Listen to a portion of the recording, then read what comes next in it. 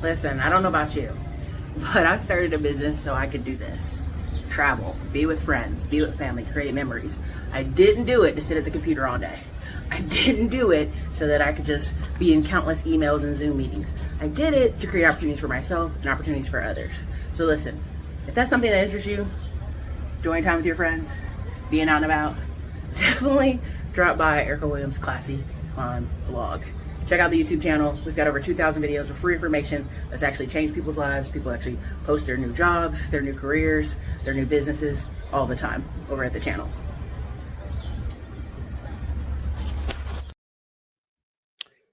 Let me make sure the audio is good first. Let me double check. Last couple shows been tripping. We should be good. Drop your city and state in the chat. But let's go ahead and kick this off. I had a plan and a structure for how I want to talk about this show, but I'm gonna go off the rails for like 5 minutes. But before I do that, if you guys have been messaging the staff, you've been in the Instagram, you've been in the emails. I see you, I hear you. Our Black Friday special should have been kicked off on the video I released, and we should have got an email out to all 15,000 people on our email list. Of what the specials were. But if they're not, I'm going to go double check what all the VAs did while I was on vacation for a week in Las Vegas. So I can give y'all off the cuff, a review of Vegas. But before we do that, Black Friday land grab deal, instead of land grab being $4.97, it's going to be $97. You can grab the link here for those who said, oh, I missed it. Where was it? Here it is. Here's the link. Second link is Middleman to Millions. Also, that will be $97 as well, if I'm not mistaken. And then thirdly, we have the funding bundle, 4 classes, all the old live trainings, everything you have in there, people showing you how they got $30, $40, $50,000 in funding. Boom, right there. Funding bundle. You can grab them. Enjoy. For all those who purchased on Black Friday that found the link somehow. Thank you so much. We appreciate you. If the staff hasn't got you in there, let me know by Tuesday, okay? What's good? What's up, AM1? AM1's so famous. He's so busy. He didn't even see me a whole week. I was in Vegas, y'all. I was out in the streets. And AM1 was in the streets. Okay. So let's go ahead and get into it. Now I'm gonna start this off, and y'all not gonna like this. Shout out to All Things Real. I love his channel. I love his takes. His takes are comical to me on some of the stuff. But he knows his stuff on a lot of things. Now let me just put it to you this way. It is a easy and lazy narrative to say that all women you meet online are selling box. It's a lazy narrative. And the reason I personally know it's lazy, I've been to too many events, y'all. Like your girl was going to like 2 to 5 events every month. And I would run into women who I thought, well, man, she might be selling it, right? And they would show me their back office. They would show me their pause. That sounded weird, but they would show me all the information and different things of how they were making money. And I'm gonna tell y'all, this is why when I come on this channel and I yell about it's all templates. They're following a template business. And they're just more consistent than you because their thought of having to go into an office sucks. They're like, I'd rather not do it, or I'd rather Uber, or I'd rather do something part-time. People in Las Vegas were Ubering and making $4,000 in a week because of how many events was going on. So the news is interviewing Uber drivers in Las Vegas and like, how you doing, man? Oh man, I'm struggling.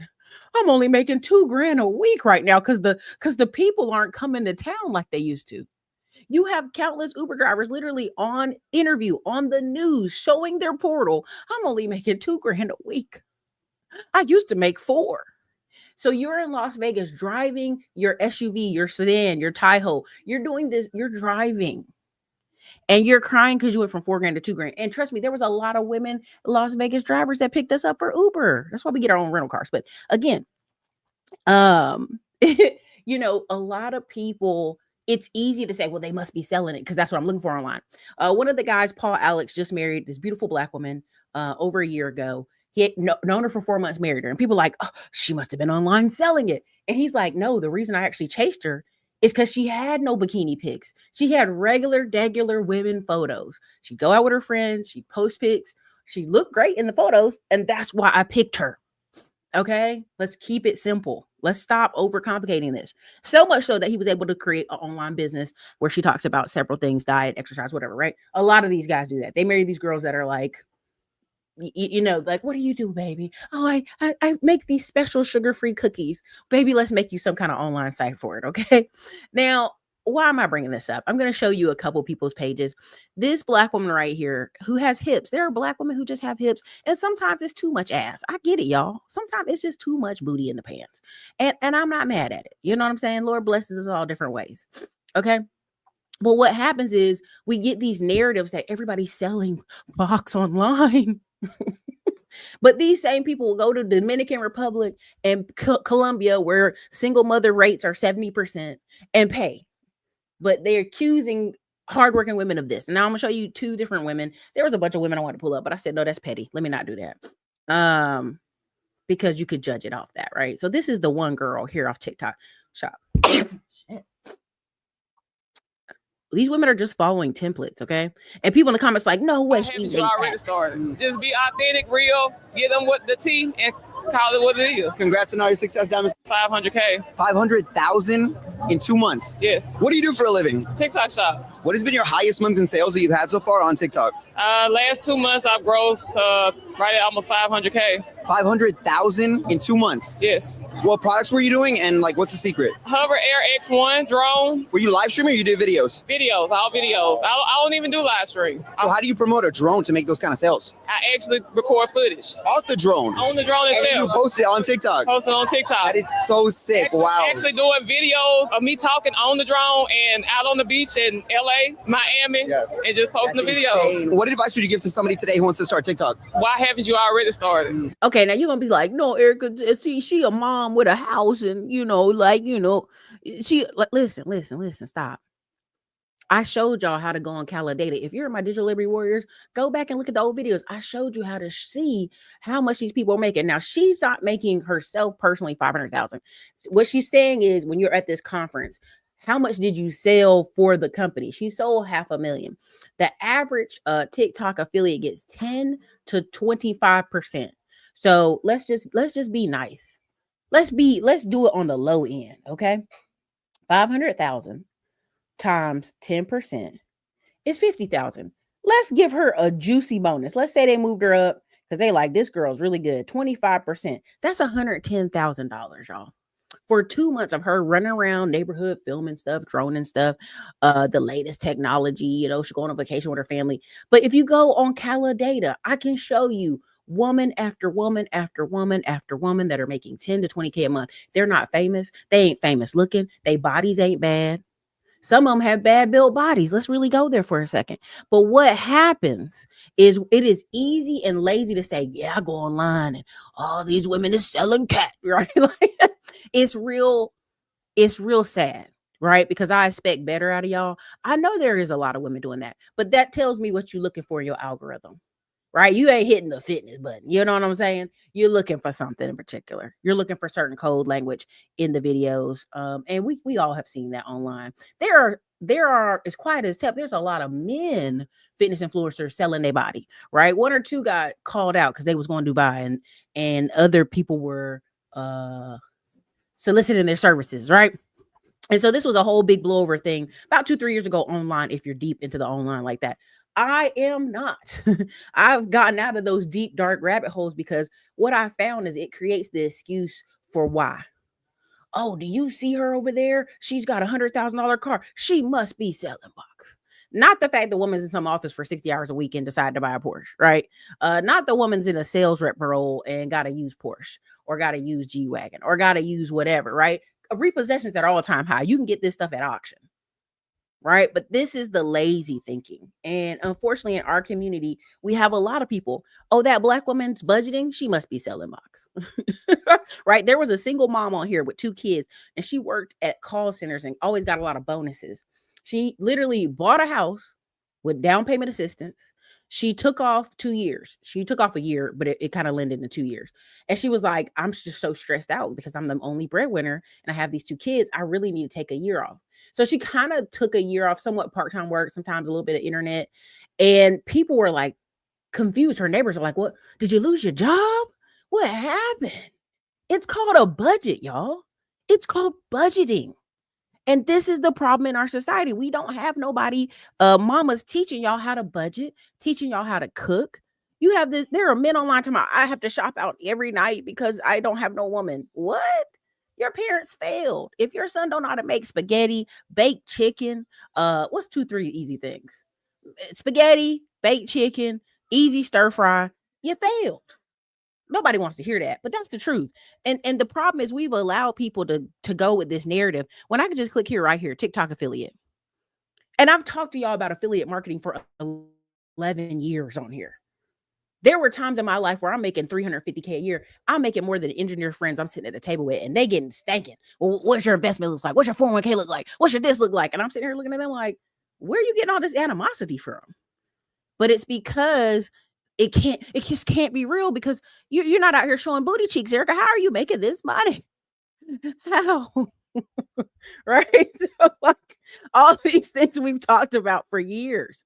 You can make whole Instagram pages that are just, they literally just busted all these pages out of India, Africa. Oh, look at the place. This dude is in India talking to you about affiliate marketing.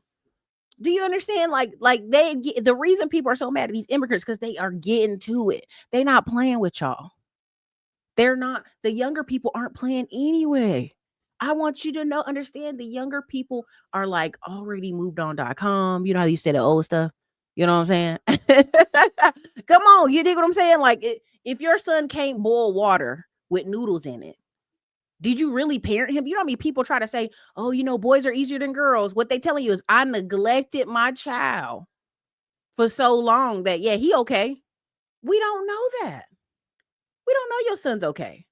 Your son can't cook or clean. Let me go over here. Let me do this one. And then I'm gonna show this one black cop that makes $9,000 a month. Which y'all be like, no, I know cops don't make no money. Cops make money.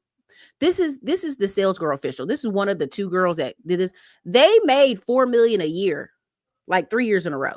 Now you're gonna look at their page. You're gonna look at their events. You're gonna say, like, Erica, there's only 50, 60 women in there. There's no way they're making $4 million, baby. All this stuff is template businesses, and they're following it. She's showing her life. Hey, hell yeah, she's hella pregnant in these. But she's just showing her life and talk about, you know, sales isn't bad. You could be a good saleswoman. Do you know how many companies pay and hire women to be in sales because the woman's pretty and she don't know what to do? So they go and buy and book groups like this. They go to groups like this. Her dad has been in sales for 40 years, right? So he came and helped taught some of the classes. Now, even here, let's go here. You're going to say, well, Erica, I don't believe you that these girls made this much money. I don't believe you, girl. Listen, these girls paid Myron Golden $1 million. These girls paid Myron Golden $1 million. So when you see her, and her friend that was part of the company has a small plane in Georgia. So when y'all sit here and argue with me, I'm telling you, I'm showing you, I can show you about 100 women that I've been to events. And I'm like, what's she do for a living? She showed me her affiliate market, and I just start giggling. Because it's easy and lazy to say, no, Sheila with the big booty is selling box. That's just easy. That makes you feel better that you're not trying. That makes you feel better like, well, how come she got a house and a car and it's called a budget. It makes y'all feel good to say these things. It makes you try to diminish these women who are actually just following a template. We know women are good test takers at school. You know what I'm saying? It's only because they're literally following templates. They pay in 2023, they paid $1 million to Myron Golden, but before that, they were making $4 million every year. Because you're gonna be like, yeah, 2020 made these fake business coaches. No, these people been doing this. I keep trying to tell y'all, I'm in rooms with white people who are like, Erica, why are you ever selling anything for $97? Are you stupid? I'm like, no.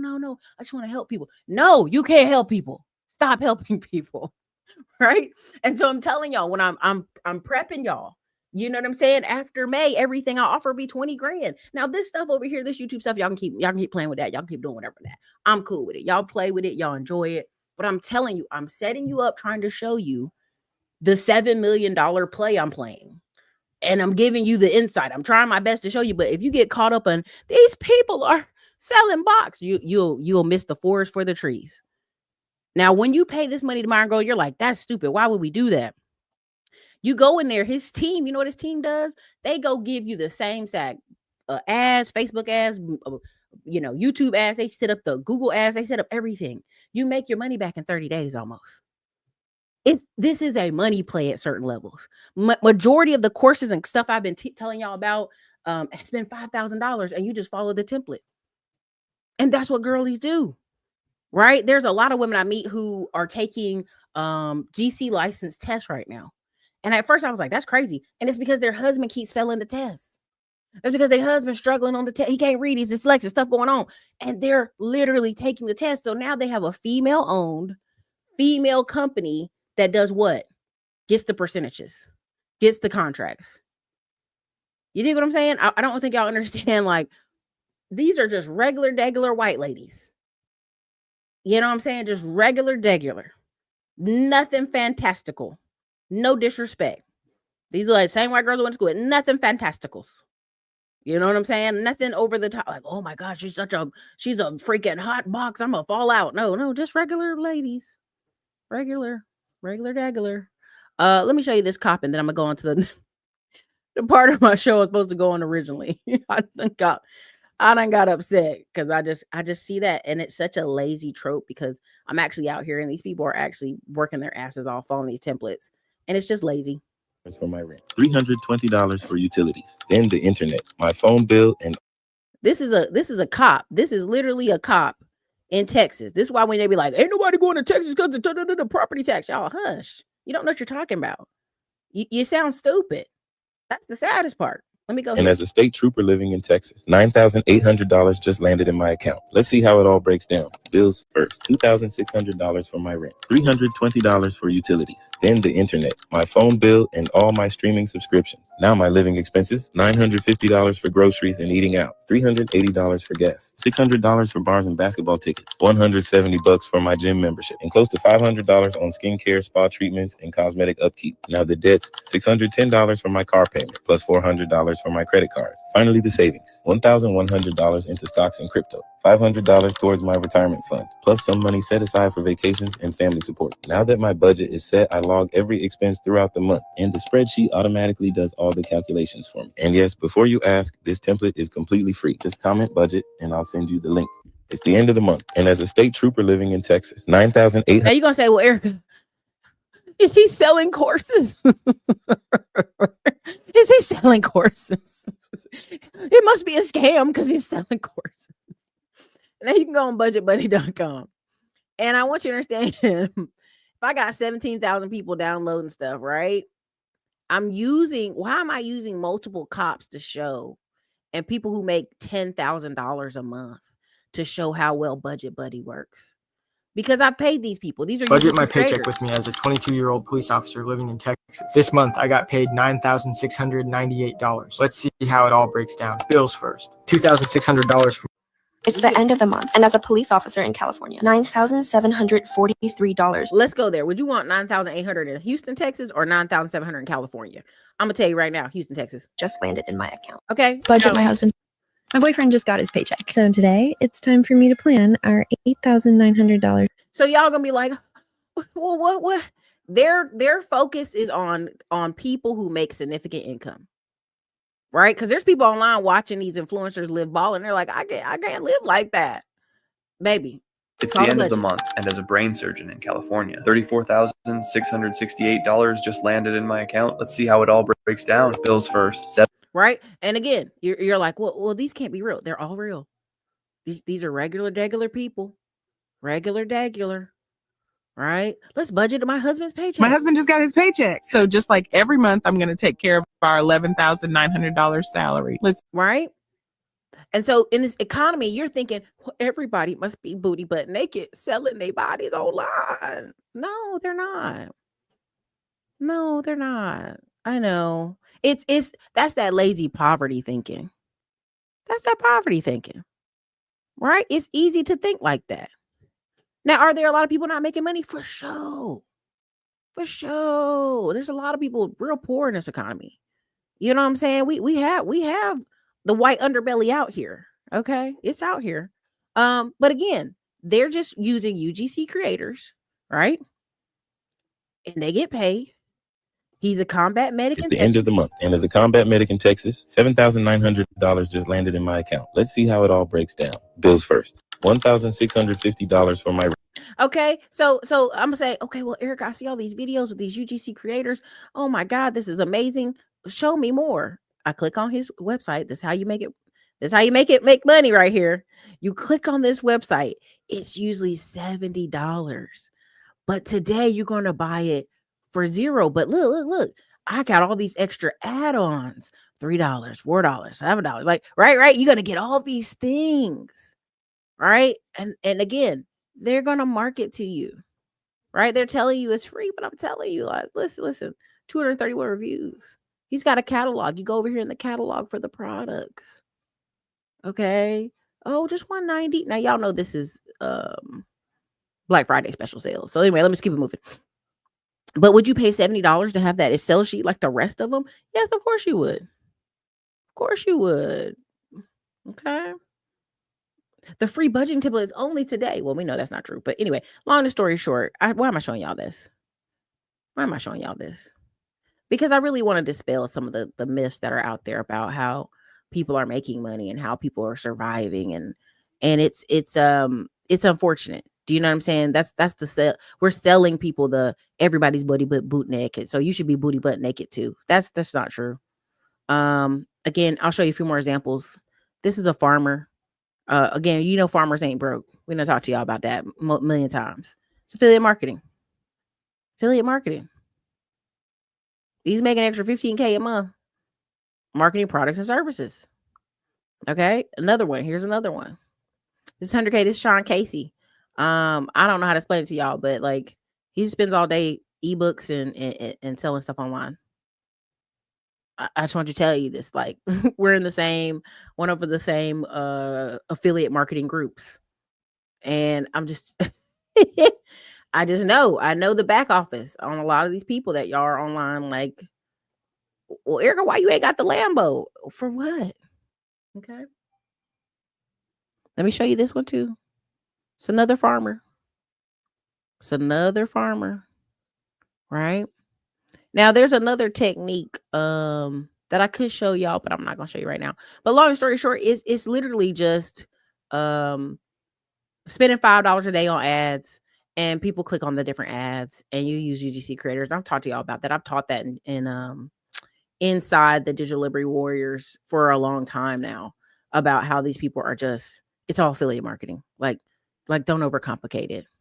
Don't like, oh my God, Erica, oh my God, you don't understand. Like, it's really not. It's not hard. It's not complicated. I just wanted to start the show off there because it really burns my buns when I hear some of the talk about women. And it's like, yeah, you're not a loser. All these women are selling it. And it's like, okay. I've been to too many conferences where the women are there and they're there to meet men for sure. Don't get it twisted. But it's more of a the Digital Warriors link for school. Okay, yeah, no problem. And so that's all. That's I get in a tangent about that because I've just taught it too long, right? And I know it. Like back of my hand know it. It's wild to me when people talk like this. Let me go here. This is the Oh, don't I know the Browns are playing? I don't care. This is why I'm just being honest with you. I don't. Because guess what? You're going to watch highlights all week long. Digital Liberty Warriors. You can grab it there. And I remember this girl used to drive her crazy that I would talk with you guys and I would interact with you guys. And she thought it was crazy. Now look at TikTok Shop. Look at how all that works. It requires you to talk to people. Like, and they were like, oh my God, you stop in the middle of the show and you talk to people. And I'm like, girl, you know how much money I've made over the years talking to people? It drives my family crazy, all this talking, but you get my point. All right, let me go on to the next segment. Let me get to the next segment. Segment number 1, the original number 1 was Las Vegas. All right, let me do my review of Las Vegas. Sorry about that. I'm so sorry about that. Okay. So originally the show was kicked off. I was going to talk about Las Vegas. And while I was there, you know, people were like, oh my God, was Vegas empty, Erica? Was Las Vegas terrible?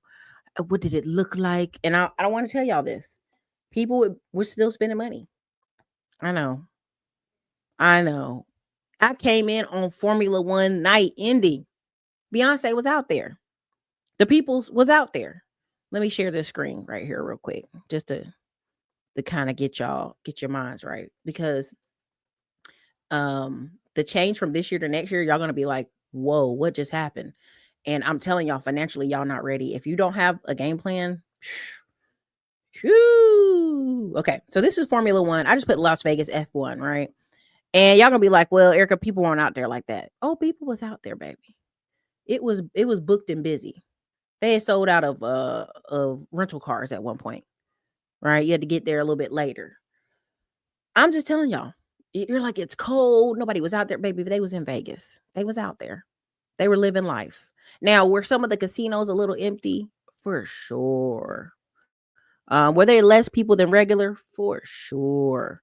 But again, I just want y'all to understand, like, the economy we're in right now is people spending it. Like, I went to a tournament. It was the second year this tournament has ever been open. It's called Players Tournament. It's during Thanksgiving, right? It's during Thanksgiving, okay? And it was booked, right? Now, the first day was super busy. Of course, the day of Thanksgiving was less people there, way less, right? On the girls' games. But on the boys' games, they were still in there in the other arena. They were in there. I don't think y'all understand. I was on the plane riding back home with some player era players with their parents. Okay? These are over $500 tickets, y'all. This ain't your hotel. This ain't your travel. This is just the ticket. But they want you to believe, oh, everybody's so broke out there. The Black Friday, Las Vegas, let me tell you, baby, they was out there in the outlets. They were out there. I mean, the parking lots were crazy. The police had to have security out there, telling people which way to go, which way to park. This why this whole mantra of like everybody's just poor and there's no money. Is it lighter? For sure. Right? Did we struggle to find a few places to eat the day of Thanksgiving? For sure. But we ended up going to a place that was open till 12 o'clock at night. Now, was the casinos a little light-footed? Yes, but no. We went to one casino. There was no parking. Like, for real. No parking. I don't know if it was just like, because it was, people had vacation. It was Black Friday. I don't know. I was supposed to go to the Mariah Carey concert, her Christmas kickoff concert. We didn't even get to go. It was just so much going on. So there is this ideal that the squeaky wheel gets the oil. We have a lot of people, again, a lot of people crying. Oh my God, you know how much they charge at the Las Vegas Raiders games? They're overcharging people. And I'm like, they're buying the tickets for $1,000 to the Las Vegas Raiders, who are 2-7. This is why when y'all sit here and you're crying, like there's no money. There's still money out here. I know. People love saying Vegas is dead. Okay. So again, it pulled in 1.5 viewers. NFL pulls in 15 to 20 million viewers on a game. Big college matchups reach 6 to 10 million. Even NASCAR brings 3 to 5 million, right? So Formula One isn't our number one, right? It's a global sport. So again, they did numbers. They did numbers of people watching it. So listen, what are my thoughts ultimately on Vegas? Was there some businesses that I went to before that closed? Yes. And I was kind of shocked, but I wasn't. I knew the economy is tight for people. If you have a restaurant and I have to spend, $10, $15, cool. But when I bring a family of 4, 5, 6, 7, 8, and now the bill's getting to $100, I might not be as like, okay, yeah, let's go. I might not be that way. And a lot of families aren't. And so, yes, did I think Las Vegas had some impact? For sure. Is it as bad as they're making it? No, it's not. I think, unfortunately, businesses that only can survive when times are good, they don't have a real business plan. They're winging it, right? Like you have a lot of business people why are people selling their businesses, right? When I talk about buying businesses, why are people selling their businesses, y'all? Put it in the comments. Why are people selling their businesses? Why are people selling their businesses?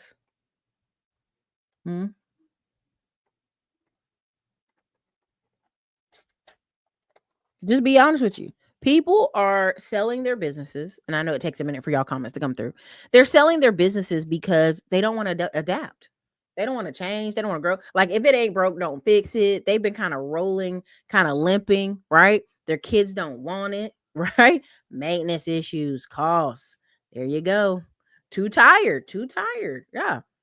maybe they can pass it down, right? So what's happened? I'm just telling you from firsthand experiences, there are groups that are going around buying people, small and pop businesses, 2 or 3 people in the group together. And I'm in that group, but I'm in the group because I'm like, God, dog, that's easy. It's that easy because the mantra, a lot of people made a lot of money when times are good. No one to leave it to. Exactly. They made a lot of money when times were good, right? But they didn't put systems in place. They didn't have SOPs. They don't have proper trainers. Or if they own the business and they're old, the people that trained the business that started with them, they old too, right? The Miss Sally that worked the front desk is 60-something years old. The guy who owns is 70, right? So they don't care. They don't care. They're about to be out of there. They're trying to figure out, how can I retire and sit around and do nothing? That's where a lot of people are. Poor cash flow management. Luckily, I have AI tool I just built to fix that. Launch in 26. Congratulations, Ant Dog. You already know what time it is. Just pay you some UGC creators and market some ads on it. Too many business owners have spent years coasting and not innovating enough to become more profitable. Facts, right? There was this guy that was showing, and I think I might have had the video, but I don't know.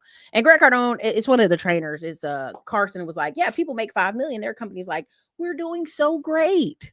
And they stay there. They do that same year over and over again. But eventually the profit margins get lower and lower and lower. Why? Because the business owner's lifestyle goes up. The taxes go up. They're not bringing in new employees to make the money make sense. And so eventually that $5 million goes down to very low profit. Now, on a $5 million business, y'all may say that's a lot of money. 30% profit on a $5 million business. That's high. That's on the high end. That's 1.5 mil. Okay. That's the profit on the high end. Let's say it's a low end. Let's say it's a 10%.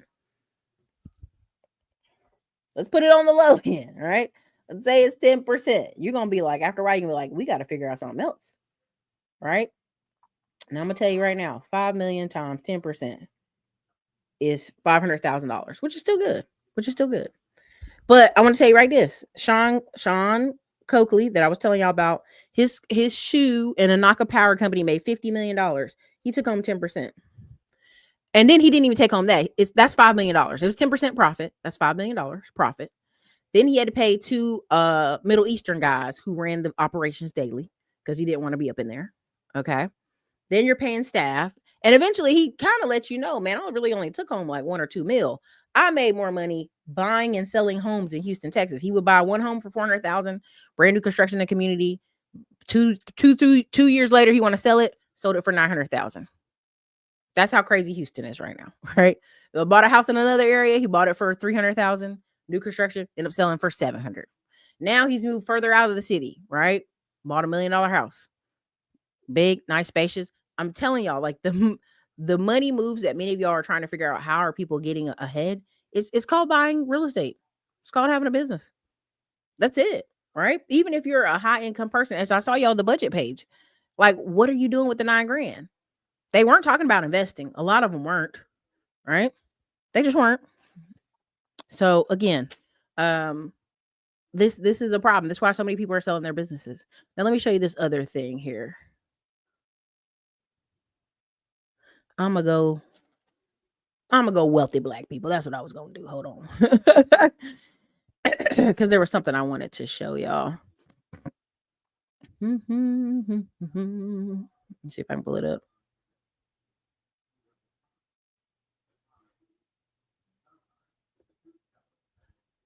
Okay. Let me see if I can get it out of here. Okay. Now I'm gonna start this off, and I know I'm gonna make people upset by saying stay away from poor people. Now you're gonna be like, Erica, don't do that. Don't say stuff like that. You shouldn't start the show that way. But I am. Okay. Prepare yourself, brace yourself. I know you're gonna be like, Erica's a little rude.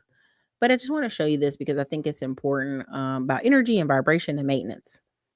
Let's go ahead and play this here.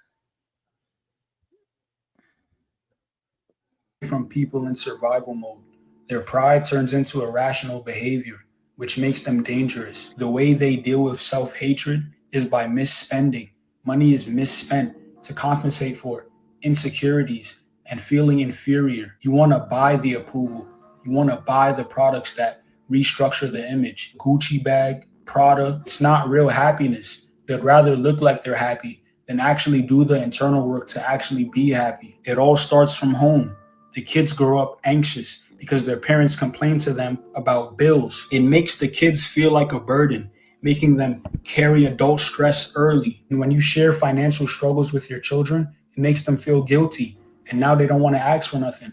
Now they're on the street making money in wrong ways. The best form of conditioning never comes in a form that tells you you're being conditioned. For example, you're conditioned to only be loved when you're a fucking clown, loud and belligerent, flashy clothes. But when you're being yourself, you're casted out and called a nerd. You're trying to fit in. You're focused on proving and not improving. And then you don't want to go home because your parents are making you feel like a burden. So now you're staying outside, causing trouble. And then low vibrational women influence it by rewarding that behavior. A lot of women are drawn to this confidence because it feels like protection or dominance, but it's really emotional instability masked as masculinity. So women influence it.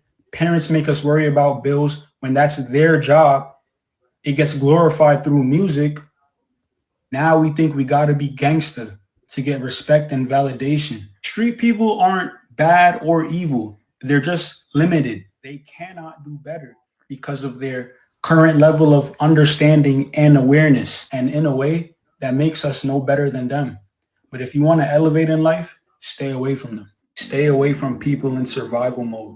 Their pride turns into irrational behavior. Okay, now you're gonna say, Erica, you're being mean, you're being unstable, you're talking about poor people. No, I'm talking about people poor mind and poor spirit. Now, I really want you to understand what I'm saying to you. Why do people push for their children not to be in certain schools and certain school aspects and around certain kids? Because most adults, let's go there, are lazy. And that's okay. The average American is lazy. Most people are lazy. People are going to do the least if possible. So to have to invest in their child when they come home from work and they're tired. When I grew up, even our parents didn't have money. We didn't know. My mom showed us the Greene County book. We went to fairs. We went to the park. We went to free stuff all the time. But that means you have to have a parent who's actually thinking instead of sitting there like, oh God, these bills, these bills, these bills, these bills, these bills. Your parents like, let's go take a walk. Go get on your bicycles. Let's go outside. What a lot of people are trying to blame, capitalism and the economy is their lack of thinking. Do you know how many times I ask people, hey, what do you do for fun? And they're like, oh, everything's so expensive. There's nothing to do for free around here. And I can literally go into any grocery store and no matter the city and the state, and I can look over to my right when you first come in the door. And there's these little magazine called Community Guide. And they'll tell you about all the free stuff. You can go on Facebook every day and there's free events everywhere at libraries, at schools, after parties, all this stuff. So what you're really talking about is the lazy minded, right? They're not poor because racism and life is not giving them chances and this and that. 9 times out of 10, you ask these people, okay, we want to go to community college for straight. Oh, that costs money. They don't want to give no free Pell Grant. And you're like, this is to change your life. What a lot of these people are hoping for is that their kids will get to 18, get out of the house, and help them like that police officer is helping his mama with $350 every month. Now you're gonna be like, well, Eric, he make $9,000. He can give his mom $350. He could, but you see on there, he ain't putting that money away for investments or 401k or stocks. Well, he should take care of his mom, Eric. He should. But what is his mom doing at the point in life that she's in her 50s and she is still financially unstable? We're never asking that question. We're never saying, what are the parents doing that the kids are grown, they have left home, and your mom is in her 40s and 50s and still financially unstable? There's something to be said there. I watched all my aunts be in, work at community colleges, be a nurse. Mom did military. Other aunt did police. Other aunt was in the school system. I've watched a lot of people's moms say, I did the best I could. But we all know, and we can look at each other and say, no, she didn't. We know she didn't. This is a mindset issue. It's not just poverty, it's mindset. And this is why they tell you stay away from the unpoor, the unlucky, the unpoor, the ungrateful, all that stuff. Stay away from those people because they're a crash test dummy.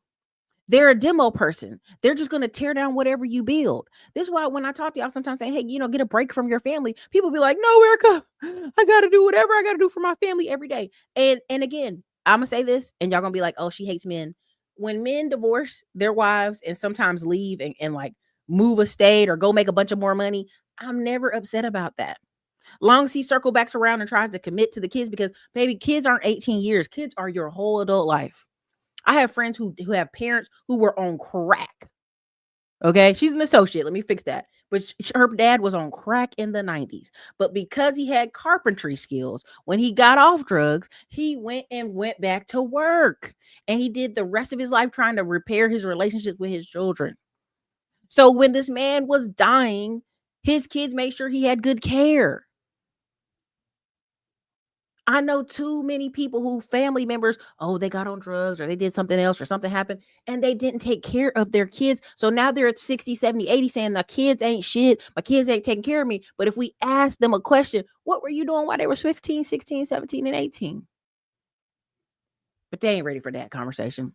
Again, if you are a grown adult, if you're 18, 19, 20, and your mom and dad are 40s and their 50s and they're having bad financial problems, I need you to just take a step back and look. Just take a step back and look. Like, are they doing everything in their power to be in a better position in life?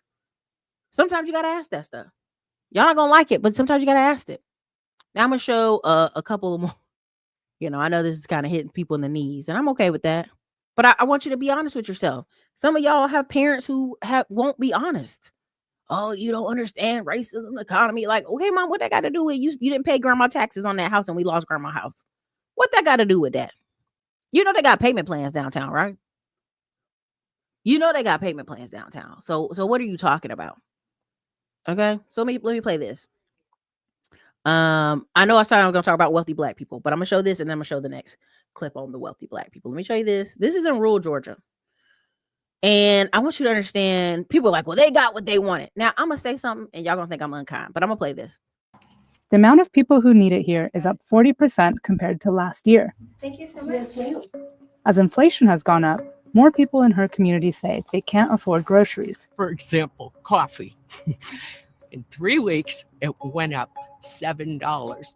The average cost of food in America is 28% higher today than it was in 2020. And for Jennifer, that means doing more with less. So this is where we keep our produce. We used to be able to give out a whole pack of lettuce, but now we have to break it down so that we can feed everybody. A few weeks ago, we ran out of food. Despite rising demand, the Trump administration has cut nearly $1 billion in federal aid for programs that ensure low-income families are fed. Not having enough funding to know that I can feed all the people that need it, I think that's frustrating and it's scary. Food pantries, where people can pick up food, source much of their inventory from larger food banks that act as a wholesaler. The cuts have disrupted that supply chain.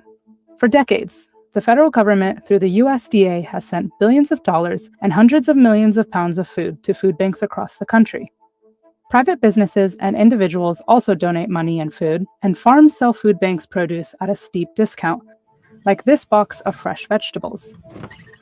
In March, the Trump administration cut funding for a USDA program that sent food from farms to low-income Americans. And it also canceled a pandemic-era aid program designed to make sure that food banks had fresh food. In a statement to the New York Times, the USDA said the cuts were needed to correct what they described as a Biden-era slush fund. In May, Agriculture Secretary Brooke Rollins defended the cuts in Congress. Our team has sought to eliminate waste, fraud, and abuse in all USDA programs. Soon after, the USDA announced more than $300 million in additional food aid spending. But food banks like this one in Atlanta, which sends food directly to pantries across Georgia, say it's still not enough. We have to be creative and innovative and go out and find other sources of support to offset any changes that might happen at the federal level. At the Atlanta Community Food Bank. Okay, I'm gonna pause this. No disrespect to Atlanta. I just want to tell y'all this. Do y'all understand that there are black farmers in Georgia who are supporting the local food banks? And I'm gonna say this, and it's gonna sound ugly. If you live in rural Georgia and you don't have a farm, and I mean, I don't even mean like a big farm. I mean like 2 rows of crops in your backyard, potted plants around your front porch. Where I'm from, we would call you lazy. Because I can drive not even 10 minutes outside my mom's neighborhood, and there's like a rental fiveplex. And there is an older lady that's on the end unit. She's been there when I was in high school. She was there. Okay. She has always had a row of potted plants I'm talking about lemons. I'm talking about tomatoes. I'm talking about you name it. I've seen her whole end of the 4-unit. When the men cut the grass, they don't cut by her spot. When the men spray or paint or clean up the yard, they don't mess up any plant she has over there. This woman is living in this apartment, been in there forever, as long as I can remember. And I know her. I was like, oh man, one year when I saw them move the plants, so they had to paint the building. I was like, oh my God, I hope that woman didn't die. I literally saw the next week that she put the plants back out. If you live in rural Georgia and you don't have some chickens in your backyard, you don't have some plants, just a few, I'm not trying to hear it. Now, if they said Atlanta, okay, you in Atlanta? Okay, cool. I'm talking about rural Georgia, because I can actually show you the list of Black farmers that they reach out to the Black farmers and ask them to donate to these food banks. The Nation of Islam even donates in Alabama to one of the food banks. That's why y'all can't convince me this stuff. It only takes a few typing of the keyboards to look up. Oh yeah, this it only costs X amount of dollars. Do you know what I'm saying? Cobb County GA, there's food everywhere. I'm telling you, people sell on the side of the road. Right? I just want y'all to understand, like, I'm not trying to hear that. Well, Erica, what about these people in these small towns? What are you doing in the afternoon in a small town? Do you know people in some of these small towns burn trash in the backyard? Your uncle got enough time to put up a bonfire. He got enough time to get your garden together.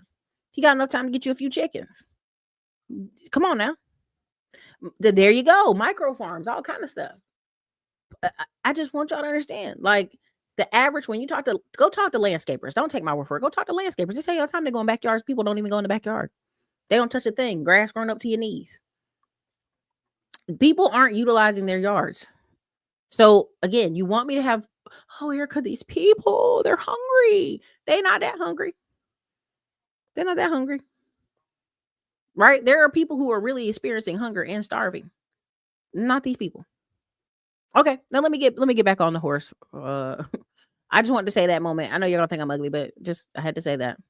All right, so this is about Odell Beckham, right? And this is where I really love and respect Kobe Bryant. Before he died, his last interview on CNBC said, he's like, "You're gonna know me as the best investor ever. I want to be remembered as an investor, not even a basketball player." He did not want to be remembered as a basketball player. He wanted to be remembered as a great investor. And some of his investments did eventually turn out. After he died, his wife was able to sell it for millions and millions of dollars. So this is Odell Beckham. He said, let me explain it to you. Like, bro, you give somebody 5-year, $100 million contract, right? What is it really? It's 5 years for $60 million. You're getting taxed. Do the math. That's $12 million a year. You know, you have to spend, use, save, invest, and flaunt. Just being real. I'm going to buy a car. I'm going to give my mom a house. Everything costs money. So you're spending $4 million a year. That's really $40 million over 5 years. No, that's $20 million over 5 years, but I'm gonna let him have it. $8 million a year from a projected $5 million contract with tax deductions included. That's a 5-year span of where you're getting $8 million per year. Can you make it last forever? And you always hear people who ain't been in the position, oh, well, that would last a lifetime. And somebody said, Odell, he's like, people say if you're not a moron, you could easily make it last generations. Y'all, do you understand? NFL means not for long. Do you understand that they bring in financial advisors to talk to these young men in the beginning? They bring in financial advisors in the beginning in Hawaii, draft day. They bring in advisors during the middle of the year. They bring in so many people. Now you're going to say, where can some of these people steal from these people? This is correct. But the basic math holds true. All these guys have to do is take $1 million and not even $1 million. Like 500,000. They could literally buy a property a year. There's been one or two, and I can't say his name because our family knows him. Several families here know him. I'm trying to be respectful. He was on the bench for Miami for 5 years. And his girl was like, get out of there. You should try. He wasn't even married to this girl. And she was like, you should try. You should leave. And his whole friends and family like, dude, you make $500,000 a year to sit on the bench for the past 5 years. And he saved all his money. He tried to get his family member out here a trailer. She was mad because she thought he was going to buy her house. Like, baby, you ain't my mama. You my aunt. I'm just trying to help because you in a wheelchair. She didn't want the place. Okay. Then you had A couple other teammates were harassing him, asking him could they borrow money. Like, man, I know you don't spend money. Come on, give me this money. And that's how they do each other. Hey man, help me out. I don't overspend my money. He's like, man, you make 40 million. I make $500,000 a year. I'm in Florida just like you. I don't have it. He had to tell people lies like I don't have it. He had to just start lying out. And if I say his name, y'all know who he is. If y'all Google, but he's from this area. And he had to tell people all the time. He had to lie and say he didn't have it. There are several football players and basketball players who tell him they were letting their friends and family spend up $400,000 a month in goofiness. And then that's why they're broke. Y'all keep saying, oh, it's because people steal from them. Yes. Do people steal from these players? Yes. Hands down, they do. But your whole goal, once you take that uniform off and they say, baby, you're retired, your whole year, that year you're retired, all you need to be doing, you need to sit in every single financial class, every single real estate class, every single conference. Do y'all know I've had NFL players, people paid them to talk to me on the phone? I've had three from this channel that is not over 100,000 subscribers. I've been to two people's events where they had retired NFL player. Okay. Come up to the event and was like, bro, I just need a plan. That's why I keep telling y'all most of this stuff is template. It's 5 to 10K. But once you get to a certain level, you go, hey, you can't work with me for less than $20,000 to $50,000. That's what y'all gonna see next year from me. And I'm sorry. I'm just letting y'all know now in advance because the people that are coming to me off to the side, I'm like, wait a minute, you know me? Yeah, I saw you on the internet, girl, blah, blah, blah, blah. It ain't even a question. Yeah, sure, I'll work with you. Sure, I'll help you do this, A, B, and C. So to tell me that you're a famous person and you got this collection of money and you just could never find anybody to shoot you straight. You could never find anybody to tell you the truth. That's not true. There's people telling them the truth all the time. There's one guy we know that's injured right now in Houston. They tried to put him on a phone, called me. He gets about 10K a month between his injuries, some combination of sponsors, all kind of stuff. He gets about 10K a month. He has full custody of his kids because he had him with some Instagram baddie models. Full custody of kids. He don't pay no child support. He's good. But he's kind of coasting. He's like, okay, I got the house in Houston. I got the kids. I mean, I get like 10K a month. I don't know what I should do. And I'm like, baby, you need to go buy some real estate. You in Houston, you need to buy a rental or two. You need to go buy a duplex. You need to do this. And he was looking at me like, damn, that sounds like a lot of work. Brother, you too young to think you gonna sit in this house and look at these kids get off it on the bus and sit around and do nothing for 10K. This 10K will eventually run out. But that's the nature of people. They want to sit around and do nothing. And it's not till they see all these people like, boy, if I could tell y'all how fast some of these young Black people are moving, and I'm so proud of them. Let me see if I pull this one up. This is a young brother right here. He right here he's young. He's got the braids. I keep telling y'all, people under 27 ain't playing with y'all. Okay. He's building these. He's going to make 150 off each one of these that sell. And y'all don't listen how they sound.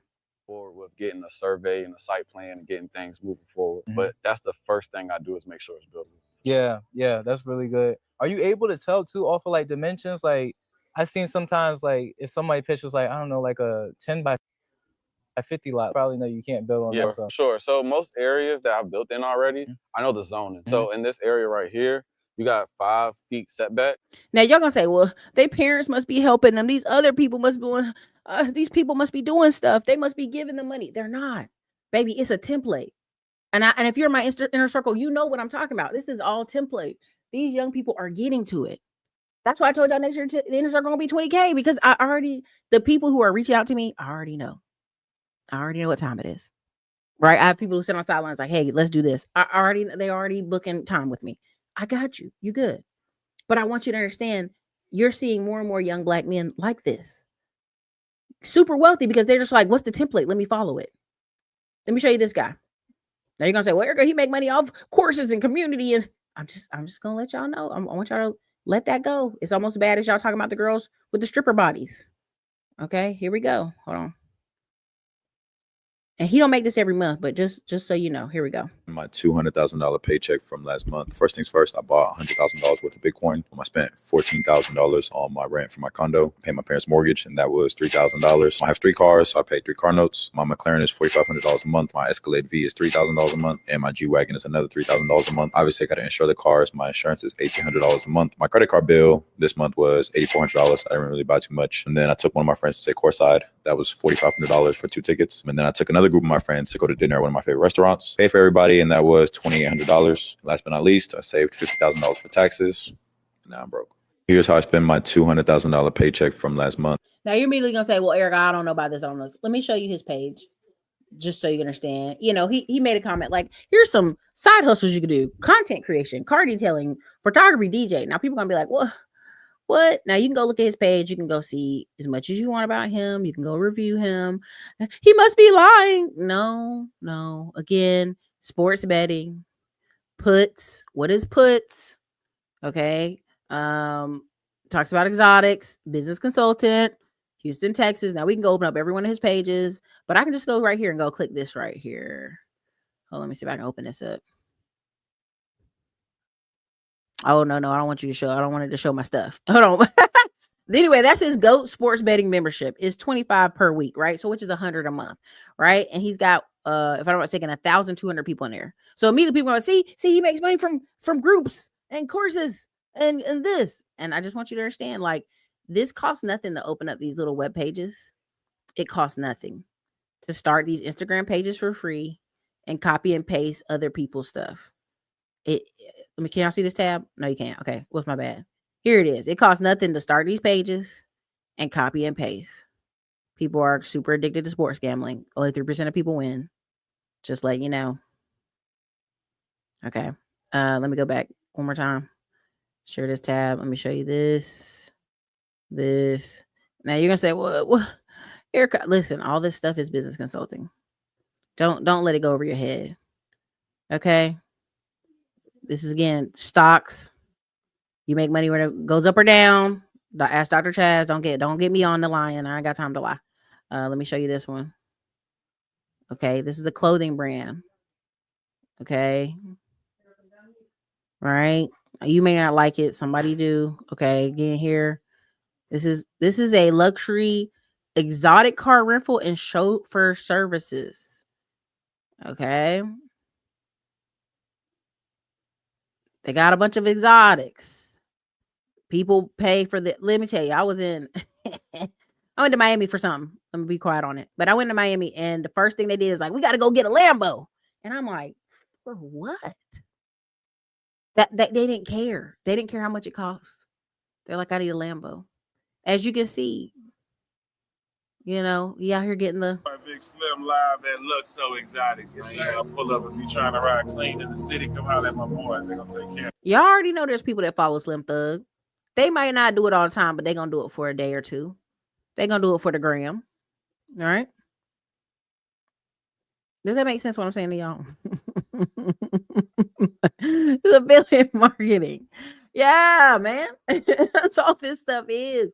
That's why when y'all be out here like they naked, they selling booty, whatever, just be laughing. I'll be like, if you only knew the rooms I've been in and the events I went to where the girls are just following a freaking template.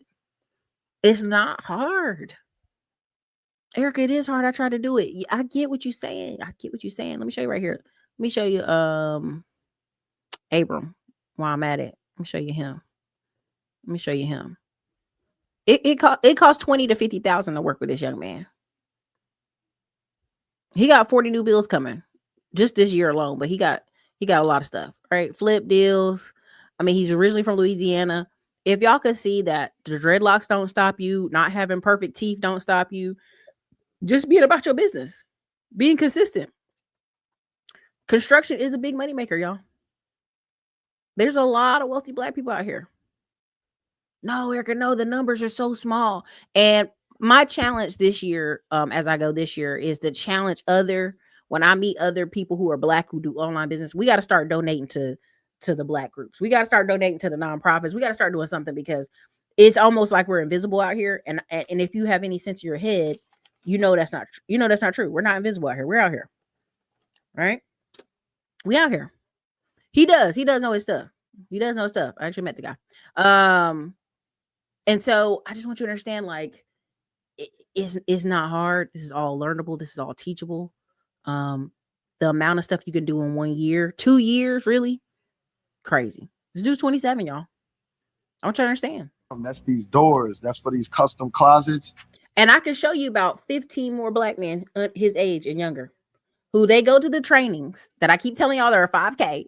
They go to the training and they go, show me the number. Okay, show me the thing. Okay, here's the steps. Here's how you call, right? And boom, boom, boom, right? That's just template. There's a white boy I want to show y'all, but I'm gonna see if I got the other one. Hold on. This is let me show you this boy first, and then I'm gonna see if I got that white boy. I hate to say it that way, but this is a random police officer was called on him because he went to his boat. This how we have this country is really slot. They ain't ready for it.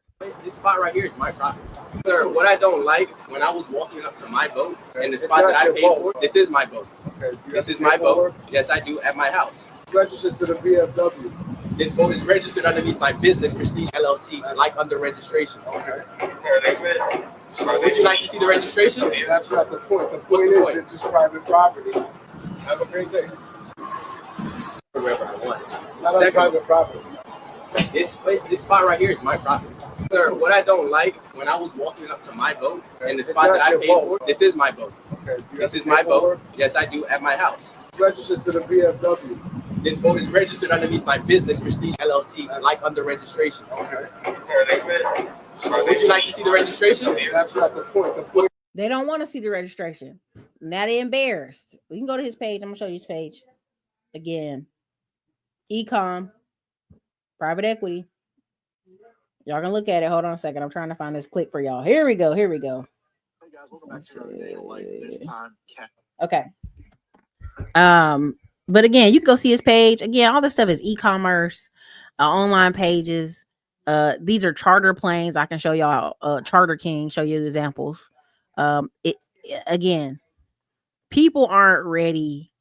They just gotta assume these people must be scamming. They must be doing something. And I'm telling y'all, these young people just doing the math. Let me see if I pull up Bill Spencer. Bill Spencer. Okay, here we go. This is a young man right here. Can y'all see this? Yeah, y'all can see that. Oh, that officer was hella salty. Who got time to lie about a boat? You know what I'm saying? Who? People need to take one course and focus for 1 year. Yeah, they do. That's really the truth. If they just hammer on it for 1 year.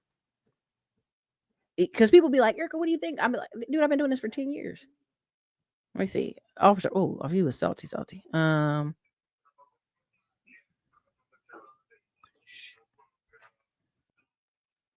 Okay, let me see if I can. Now, this is a young white boy, and I know we're talking about wealthy black people in the segment, but just example. I just want to show an example. He is in construction management. Okay, and y'all can go look up how much those people get paid on your own free time. Okay, but he's also doing TikTok. I keep telling you how many people is making some money. Now he's checking on. Let me see if I can find the good one.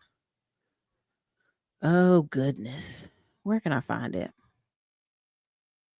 I think this one, if I'm not mistaken. Hey guys, welcome back to another day in the life of a 23-year-old PM here in Nashville, Tennessee. I know I start off every damn video getting Starbucks, but I love it.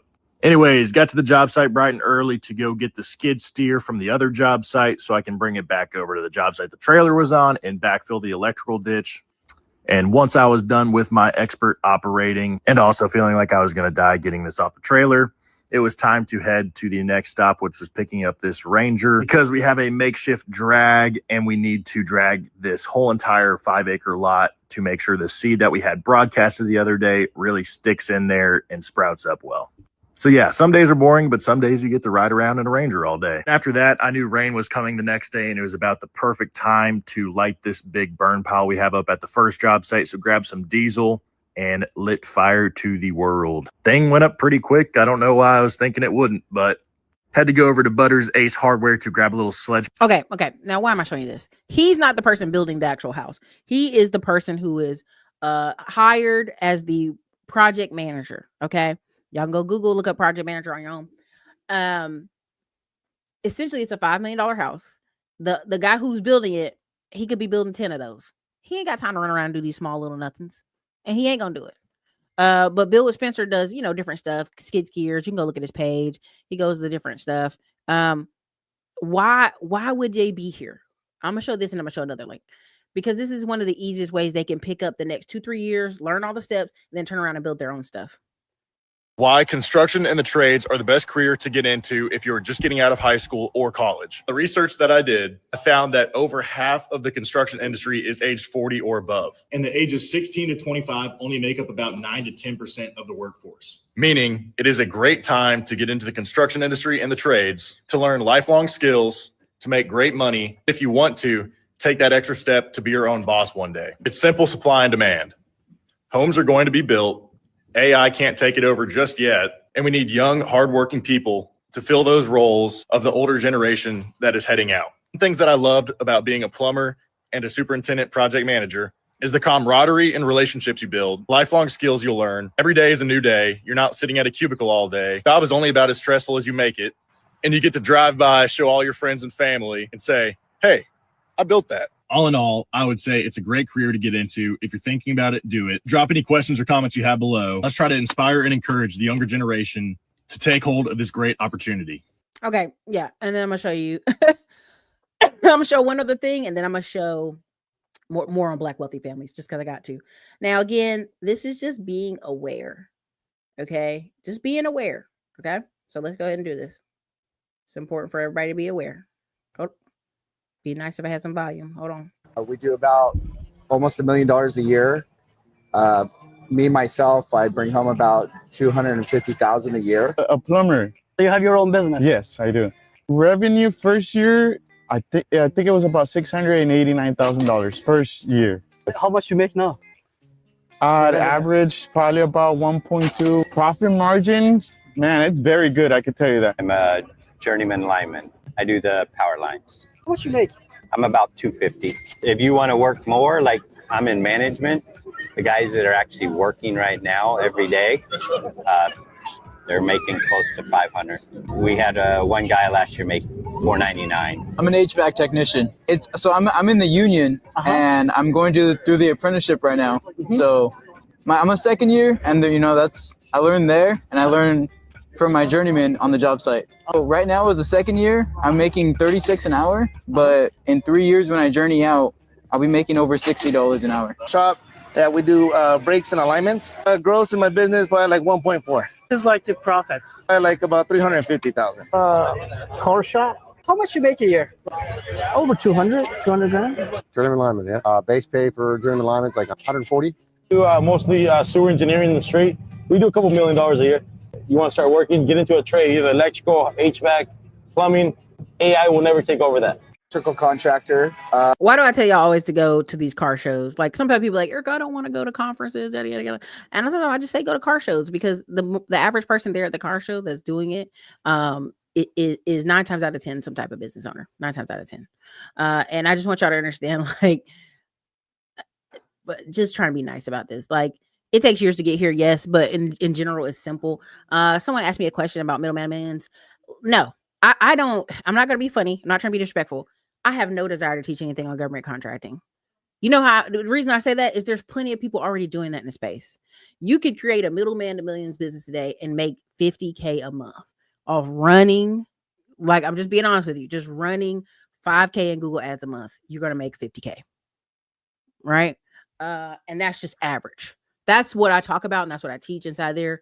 I'll have more to show. Like, I have a young man that's doing some of our marketing. Like, it's so much money in this space, this construction space, that I literally am paying a young man starting in like January, February to come. He's going to film some of my construction site stuff, some of the stuff our company does, and then just do our Instagram and run our ads. There's no point. Like, you can go, I put on people on the channel, Eric Coffee, several people. But I can tell you right now, my personal trainer got millions of dollars in government contracting by just coming home every night, reading and applying every night for over a year. And what's funny is some of y'all will say, oh my God, a year? Every night he did like 45 minutes to an hour and 30 minutes of reading and applying every day. Yes, every day. Now, could you pay somebody to do it for you? For sure. For sure. But the average person wants money like right now, JG Wentworth. Eric Coffee even told y'all when I brought him on for the channel for the interview that his roofing company made $5 million that year because they got a government contract. Not because he was some roofing specialist, but because he got a government contract. But at the end of the day, I just want y'all to understand, like, a lot of this stuff it starts with you. That's what we teach in the class. So I studied SPY for a year before teaching and really trading. There you go. Sometimes you have to commit that every day. Let me show you this. I think this is part 1 or part 2. Hold on, let me see if I can pull it up right. It's part 2. No, this is part 3. Let me pull up the right one first. Hold on. Is this part 2 or part 1? This is part 2. Dang. Can I get it together? I don't know if I can. Let me pull this up so I can pull up part 1 first. And then I'll show you part 1, part 2. Where's it at? Let me see. Okay, here we go. We're gonna start with this one. This is the first one. We're gonna start here. Debbie Allen, 3 Emmys, 83 plus episodes directed, built one of the nation's top dance academies. Phylicia Rashad, first Black woman to win a Tony for Best Actress, redefined Black motherhood on primetime for 8 seasons. Now, I'm not saying Debbie Allen and Phylicia Rashad calculated every move as brand strategy. They are artists serving their craft and community. But here's what I see when I study why it worked. Most careers have pivots that make you go, wait, what? But Debbie Allen and Phylicia Rashad, there's never been a moment. Every role, every project, every public appearance reinforces the same core: excellence, dignity, and service to the viewer and Black culture. On the surface, they feel the same, but they got there in 2 completely different ways. Same values, different execution.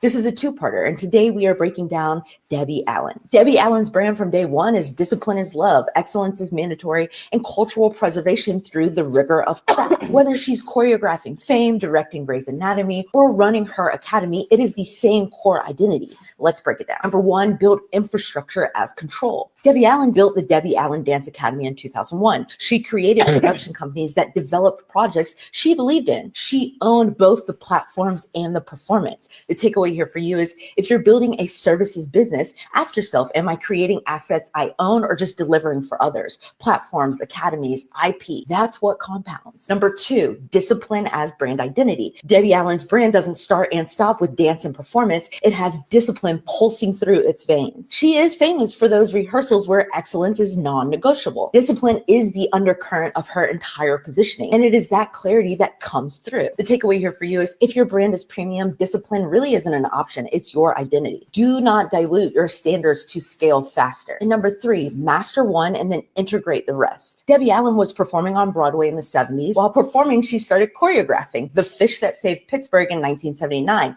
Then came Fame, where okay, I'm gonna keep it moving. Just so I can get all 3 in. 8 seasons, 150 million viewers watching The Cosby Show every week. Phylicia Rashad showed us what Black motherhood was and what it could be. Familiar enough to recognize, but aspirational enough to reach for. Here's how Phylicia Rashad used that very blend and created lasting cultural impact. Phylicia Rashad is an artist trained in classical theater, bringing dignity to every role. Not relatable, but aspirational. And she never broke character even off screen. Phylicia Rashad's brand is regal, grace, classical excellence, and dignity as birthright. From Claire Huxtable to Broadway to Howard, it's the same presence and the same values.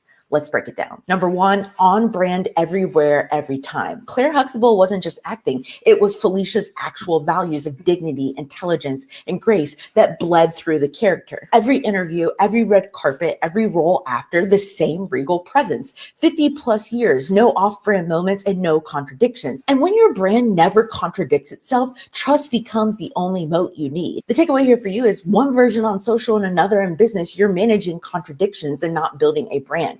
Consistency is the strategy. Number 2, aspiration over relatability. She showed Black women as educated, elegant, and whole. And at a time when media said Black women were one-dimensional, Phylicia Rashad showed an alternative version of what was possible. You don't change culture by meeting it where it is. You change it by holding your standards and then elevating what people believe is achievable. The takeaway here for you is, building aspirational brands is slow. It takes time, money, sacrifice, and faith up front, but going higher when everyone else goes accessible makes you one of one. And number 3, classical foundation with different modern applications. Phylicia Rashad is Howard trained, Broadway proven, and Tony winning. That classical rigor is in everything that she does. She brought that rigor into television, film, and then education. The takeaway here for you is, your training and your values are your foundation, but your delivery can evolve. And that is how you become a non-confusing multi multi-hyphenate. If you want to make cultural influence, it is built on years, decades of showing people what's possible without ever compromising who you are. That's the Phylicia Rashad blueprint. Two sisters, same values, different path. I'm showing you this because it's important. I want you to understand, like, wealthy Black families, like I'm doing a whole show, not today, but I'm gonna do a whole show a little bit later this week, where I'm talking about the Harlem Renaissance and the Great Depression were at the same time. This is why I will never allow mush mouth, mumble people to describe African American history, food, American Indian history in the South, because I'm literally watching people say, well, Black people have always been poor. This is not true. Black people can't read. They're only 3-4 generations from slavery. Now, if you ask white people about reparations money, oh, that's so long ago. But when you start talking about intelligence, oh, that's not that long ago. And I really had wanted to, I was on vacation, but I did see David Williams' video and I wanted so bad to talk about it, but I will save it for when I talk about in that video, the Harlem Renaissance. The reason you had so many, what we call, aka what they call in their history books, race riots, bombing of Tulsa, bombing the murders in Wilmington, North Carolina, because every single Black person had talent, had a trade. 11 out of the 13 restaurants in Wilmington, North Carolina were Black owned. Right? 99% of all the people you had to call to come fix your house, build your house, do kitchen work were Black. Right? 50,000 patents were created after slavery during Reconstruction by Black people. The only number to rival that is Germans and people from Switzerland for patents, because we were the people doing everything. That's why when I talk about we built this country, I don't let goofies online talk about women's. I look at the Black men who go women's as CIA agents, as confidential informants, as police agents. Because if you sit here and you look me in my face saying, well, Black people just so poor and they don't got no monies and they live in the projects, I'm like, what are you, retarded? Are you slow? Who told you that? Why do you keep repeating that? No, that's your family. There are too many Black people who are doing too well in this country for you to walk around telling that. This is why when people say, we don't know where we come from, I'll be like, you don't know your grandma's name? You can't type it in ancestry.com? Did you get adopted? Come on, man. Knock it off. Knock it off. There's too many country preachers who read that Bible backwards and forward and can read for you to sit here and act like, well, Black people just been suffering. Now, the third part of this video is their mom. This is the point. Her mom. Debbie Allen, Phylicia Rashad. How do two sisters reach similar heights of success through completely different paths? It starts with their mother, Vivian Ayers Allen. Now, I thought this was just going to be a two-parter about Debbie Allen and Phylicia Rashad, but Vivian Ayers Allen wasn't just coaching from the sidelines. She was living it. Pulitzer-nominated poet, NASA recognized for her prophetic 1957 poem, Hawk, about the spaceflight. First Black faculty member at Rice University. But the deeper I went, the more I realized that Debbie Allen and Phylicia Rashad are direct flowers from the seeds that Vivian Ayers Allen planted and cultivated. Let's break it down. Number one, when systems fail you, you've got to build alternatives, but not alone. When Debbie was denied entry to ballet schools because she was Black, Vivian Ayers Allen took the handrail off of their staircase and mounted it on the dining room wall. She created a home ballet studio, hired a private instructor, and built community around it. She built the training ground Debbie needed because the system wasn't going to change fast enough for her. And then when segregation became unbearable in 1950s Houston, she moved the family to Mexico. Didn't know anyone, didn't speak Spanish, just knew that her children deserved a world that didn't require them to shrink. The takeaway here for you is this is less about pulling yourself up by the bootstraps and more about creating parallel infrastructure with resources that you have access to. Get resourceful, find allies, build alternatives. Number two, your brand cannot be what you are not. You cannot fake values. You can't outsource the integrity. If you want your brand to stand for excellence, you have to live it first. Vivian didn't just tell her daughters to pursue excellence. She showed them. She founded a literary magazine, created arts education programs. Her daughters watched her wake up at 3 a.m. to write, watched her build institutions. The brand wasn't separate from the life was the brand. The takeaway here for you is your brand cannot be stronger than the person building it. If you want to stand for something, you've got to embody it first so you must do the personal work. And number 3, expand your belief before you expand the business. Before you try to scale the business, you have to expand you and your team's belief about what's possible. Vivian didn't just break barriers for her daughters, she expanded their entire worldview first. Debbie Allen once said, "My mother made us believe we were part of a universe that welcomed us and wanted our creativity. Not a world that tolerates you, a universe that wants what you have." She gave them permission to see themselves differently. The takeaway here for you is before you scale, expand the belief behind where you belong and what you're capable of. Vivian lived 102 years. She raised 4 children, 2 of which became cultural icons. She taught them that when the world won't build for you, you must build for yourself with community, with resources, and with a refusal to accept their limits. And that's how one woman's vision created a generational dynasty. See you on the next episode. Debbie Allen, Felicia Rashad. Okay, I had to show that because it's just so important. There are so many African American people who are wealthy, doing well in the country, and it's just such a disservice. It's just a disservice to them, their sacrifice, their consistency in this country, their desires, their hopes, for us to sit here and go, "Oh, just poor black. We just all just a bunch of poor black people. We can't do nothing." It burns my soul, y'all. It frustrates me to levels unknown. I played tennis in high school and I would beat the S out of out of white girls, black girls, whoever, right? And you could see the anger of like, how dare you be in this space and be good? And you're going to come across that a lot. This country is trying to promote you to real wealth is you doing nothing. Yeah, just sit at the house all day and do nothing. When the real game is real estate, the real game is these farms, the real game is owning assets so that your children, if they so choose, can do nothing. If they so choose, y'all not even in the game. And that's the scary part. Part of why I talk about Sean Coakley so much is he grew up in an area where him and Christian Guzman went to high school together. His father was in oil and gas. Him buying houses in Houston is like y'all jumping apartments. Y'all just keep hopping apartment. That's how they build houses in parts of Texas with down payment assistance. That's why I be looking at y'all crazy. Like, okay, do whatever, right? But when you have these beliefs, again, when you realize the USDA would treat you like a king if you have an agricultural business plan, an LLC, and a grant proposal, then you get grants to build out your farm.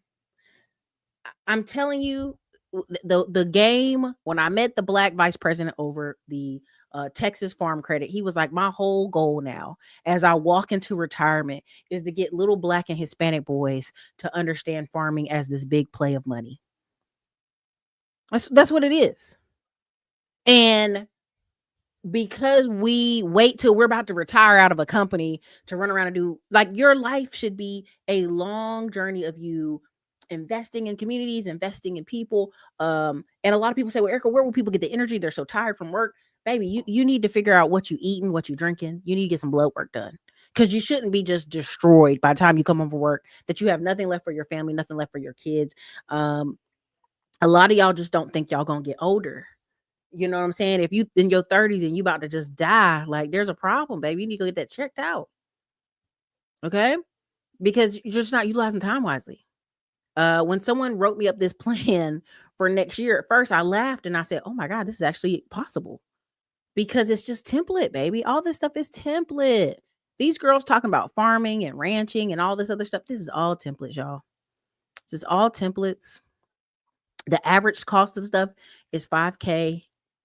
These programs and stuff, and they're just giving you the templates. They're just gonna give you the templates and make good money in the process.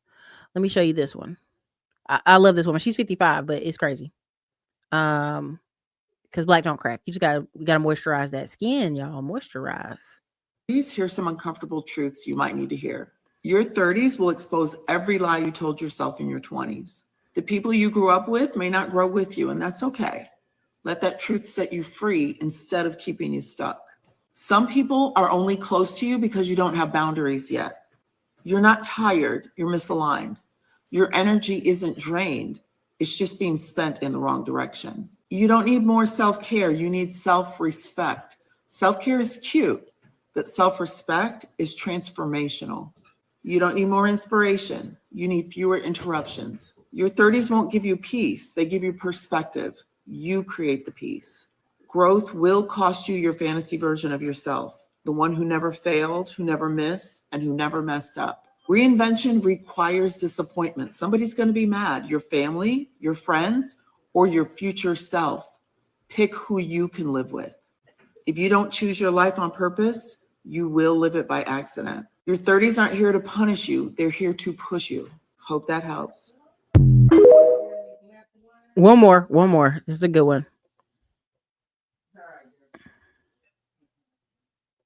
Because you're afraid of the attention that you're going to get when you're out, and you're afraid of the danger that comes with being dressed up. So here are my thoughts on this, because I was the same way. I used to avoid getting dressed up. I would hide myself. I would wear hoodies, or I'd wear a hat and try to hide what I look like when I was out, because I was genuinely afraid of being outside in certain environments.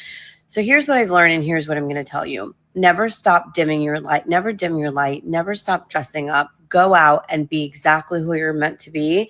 Here's where what might be going on that's wrong. You are going to environments that you have outgrown. You are going to places that are not safe for you because your frequency has now elevated. So if you are going to the same grocery store or the same coffee shop or the same restaurant you used to go to, and that attention is really unwanted, it's unwarranted, people are staring at you weird because you're overdressed or you look a certain way, baby girl, it's time to upgrade your environment. It's time to start going to restaurants where people wouldn't even bat an eye if you had a whole evening gown with a sequence evening gown with a sparkly shoe on and like a crazy clutch, and you had all your diamonds on. You need to upgrade your environment if you feel unsafe or unwelcome in the ones you are currently in. Your circle needs to expand to places where you thought you didn't belong. But let me tell you, your frequency has leveled up to the point where it's begging you to go be in better rooms. Let me know. Are you overdressed for your environment lately? And is it really the environment, or is it just you needing to get out of that environment? You're afraid to. Okay, so why am I showing you this video?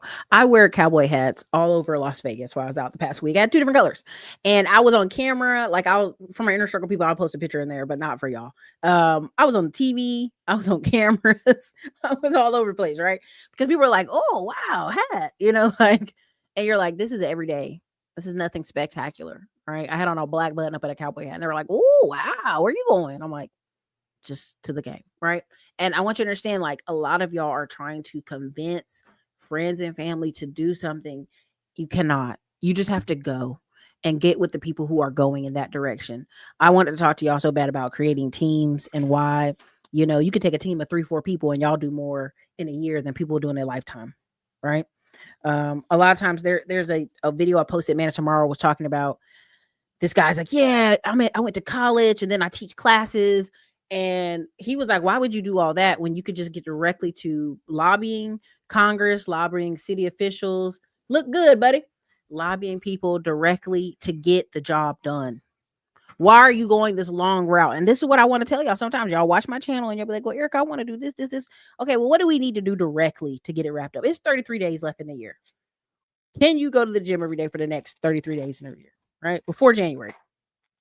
Oh, I don't know, because Christmas and this and that. Again, people go to people have a blindness because they're so close to something. Now I'm gonna say this: if you're in California, New York, or Florida, you will have a severe blindness. You have a thought that unfortunately the flyover states don't matter, they don't make money, they're not important.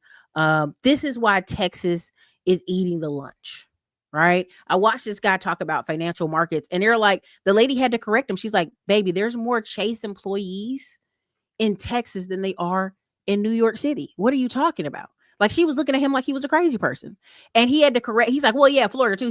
She's like, no, just Texas. And what's the superpower for y'all right now? As I want you to understand, your superpower is the fact that you may be in somewhere where somebody's overlooking you. That's what it is. Someone's overlooking you. And how do we get past being overlooked, right? By putting ourselves in different environments. By dressing up the way you want to dress. There's a black guy here on Instagram. He does a great job. He's 5'8", but he looks shorter, and he dresses well. And he's been invited to different events, shows, different stuff, because it looks different, right? Somebody's in the comments, quarter zip is acting white. There's a sea of black men who wore quarter zips when I was in college. That's not uncommon. I call those people the top 20%. We don't want brothers in do rags and sagging pants and they 50s and 40s. It's old. Wrap it up. It's old, brother. Let that go. Nothing wrong with a pair of slacks, baby. Nothing wrong with a quarter zip. Like, welcome to America. Welcome to the rest of the society. Yeah, I just want to be myself. This is the same arguments that Kevin Samuels was facing when people were like, I have to wear a button up and a tie. I'm 40. I just want to wear hoodies. He's like, but people should respect me just cause. Baby, it is never too hard to make a first impression. Okay? It's never too hard. Right? You go get the government contract dressed like a bum? Yeah. Can you get the opportunity to dress like a bum? Sure. Will it be in your best bet to dress like that? No. They should judge me off my personality, Erica. They should. And I'm not fighting. I'm not saying respectability policy is the only way to win here, but this whole, like, they should just accept me with dry hair and undecorum and being loud and being out of place. Like, sure.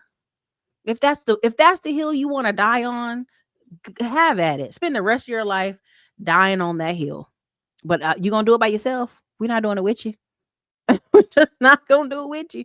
God bless you. Okay? Come on, man. Let the youngins have the gear, baby. Let them have it. Just go on to the next phase of life. Let them have it. Okay? This is the, you know why, Will? Because they don't know black people. They don't know black people, so they look on the internet and say, see, these what the black people are doing. They ain't never been to a black person's house. They don't even eat dinner with black people. And they be like, the blacks are doing this. You don't know no blacks. Be quiet. Okay? Again, I got to show him just off rip just because it's funny. Have you ever thought about that? 26 days to get rich in 2026. If you don't know why you are in the undesirable situation that you are in, it's going to be very hard to get out of it. Money is the obvious issue, so don't waste time sitting there thinking about that. I'm talking about things like you lack self-awareness, you have no social skills, you have untreated social anxiety or other mental health issues. Maybe you are lazy, maybe you're not that smart, maybe you are functionally illiterate. You should have gotten rid of those loser friends that we talked about way in the beginning, but that might be a big reason that you're still poor too. You need to address these things without judgment. If you are dumb, that is perfectly fine because you can find people who are smart and who can help you out with the things that you don't know about. However, if you are dumb and you continue to try to act like you're smart, that's not going to work because that's incongruent. The only way to become literate is by acknowledging the fact that you are functionally illiterate and that you need to do some work on that. It could even be things like, for example, I know that when I start a series, I am horrible at keeping up with it. So I filmed this whole series in one day and scheduled it out in one day because I just know that I have the tendency to not keep up with stuff like that. So once you know what your barriers and your challenges and your issues are, it's much easier for you to navigate around them. So you need to be honest and probably hurt your own feelings a little bit. Why are you poor? Have you ever thought about that? This is how you find the idea that's going to make you a millionaire. 26 days to get rich in 2026. In order to do this, you need to have completed everything else that we have talked about over the last 26 days. So if you have not watched all of the other videos, you need to go back and do so. Because you've done all of these things, you've gotten rid of all these trash people, you started surrounding yourself with people who actually know what they're talking about, and you have started working on your own personal skills and understanding what your skill sets look like, it's going to be much easier for you to come up with this idea.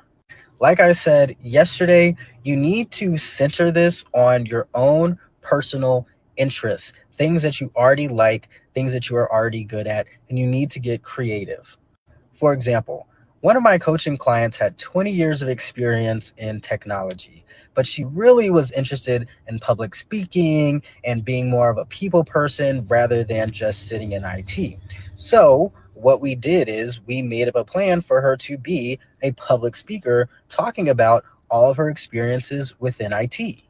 And she said, well, but I'm working in the healthcare space and I don't really know too much about healthcare. I said, you don't have to know about healthcare. You just need to be able to teach the healthcare people about technology. This was not something crazy that she needed to go back to school for and jump through all of these hoops. It was taking what she already had, the background she already had, the interest that she had, the skill set that she had, and just creatively coming up with a new plan to use that and make way more money. And you might have to go through a couple of different ideas. And the best way to get ideas is what we talked about again a couple of lessons ago, is sitting still, just sitting with no distractions, just thinking, focusing on it. Like, what could I do that would be really cool, really interesting, that I think that people would pay for? Okay. Now, I've talked about that in Digital Liberty Warriors. We've done a lot of that. But it is that simple. People think, oh no, it's gotta be hard. It's gotta be hard. Like I have the same conversation with my cousin who can speak English, Spanish, Japanese, yet he doesn't want to get a cert to teach. He'd rather work at food joints. You know why? Because it's the illusion of it's easy. Food work is easy. If he goes to a more higher paying job or a job that requires more of him, now he has to change. And what about his friends he makes at the food places? I promise y'all, when I worked at food place, they were like, why are you here? I remember I got into it at Texas Roadhouse. And one of the girls was like, Erica, go take your smart ass self and go work in an office somewhere, right? And I laughed because I just thought, like, that didn't even make sense what you said to me. But in the kitchen, like I was going back and forth with her, smart mouthing her, right? And it's just one of those things where you realize, like, it's easy to go in and out and quit those jobs. It's easy not to have a lot of responsibility. And we have adults who are in extreme positions of like, they don't want any responsibility. I can't, none. You know what I'm saying? Uh-huh. Yeah, that happens. I've never wore ripped jeans a day in my life. Yeah, I mean, I'm just telling you, I started wearing slacks to the airport. You can just see how people acted. Like, oh, wow. I had this conversation. I told her she is broke because she fails to exert herself and seek therapy. She also doesn't want money bad enough. She refuses to skill and compare. There's the one girl I know, her and her friend got into it so bad at her job. She was like, you need to go get some therapy. And she quit that job, and that girl's still there. And she was like, she realized all those problems were true. So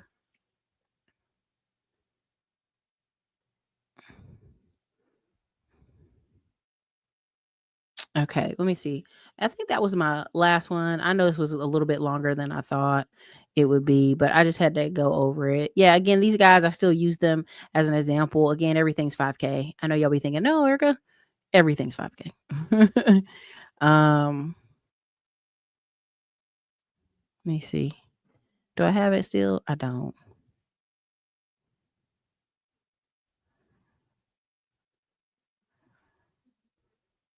I don't know. I can't remember which one it was. Let me see. I think it might be this one.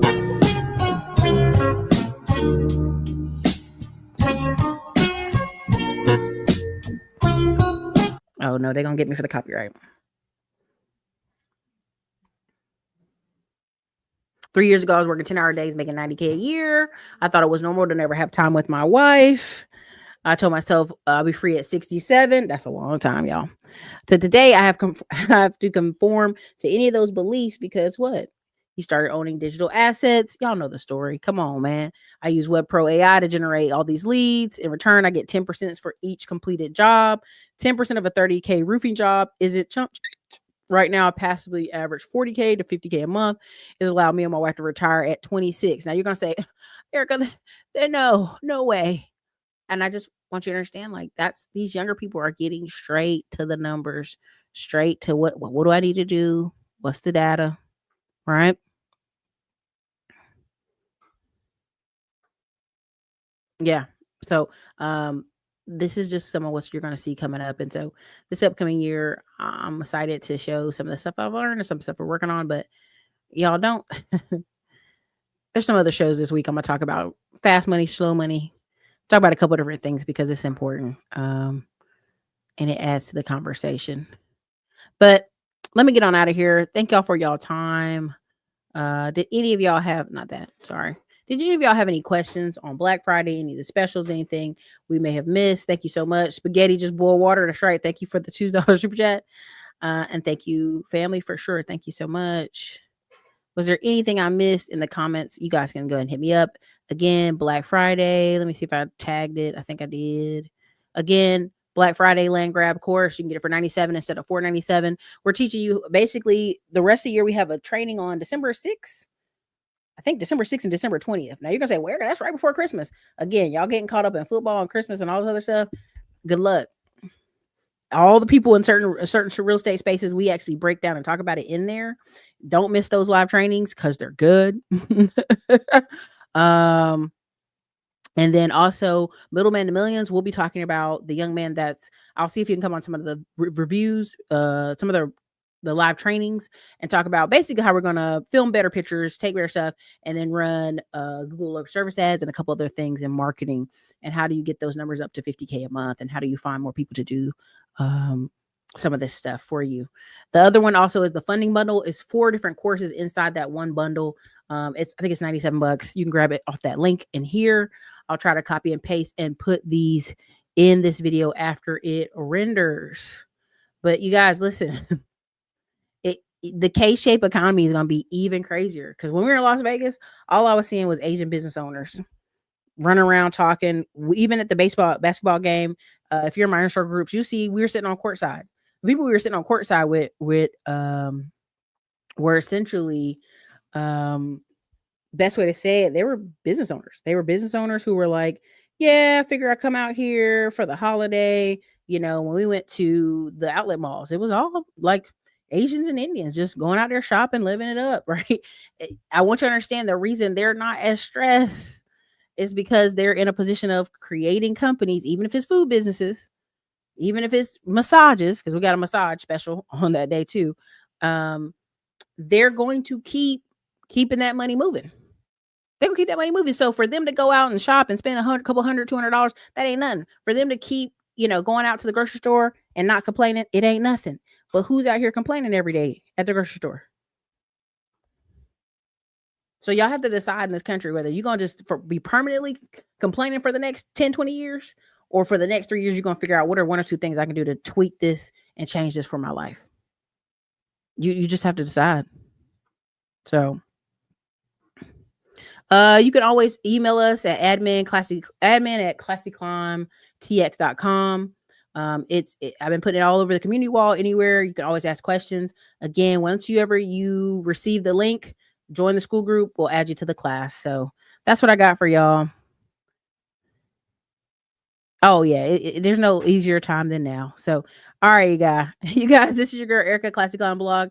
What's up? Hope you're enjoying from North Carolina. Tell your family I said what's up, Jasmine, and enjoy the holiday weekend. All right, you guys, later. You've probably been seeing these commercials for Middleman to Millions course. What is Middleman to Millions? We're teaching so many people how to have service businesses. The upcoming year, one of the fastest growing businesses you will see are service businesses and digital businesses. Why is that? Because so many things need repairs, need maintenance, and guess what? We have a shortage of men and also women who can do things. Listen, I'm not the best with a hammer, but I know I can gather a crew of people to get things done, and that's what I've done with 2 of my service businesses, and that's what I'll be teaching if you check us out in the Middleman to Millions course.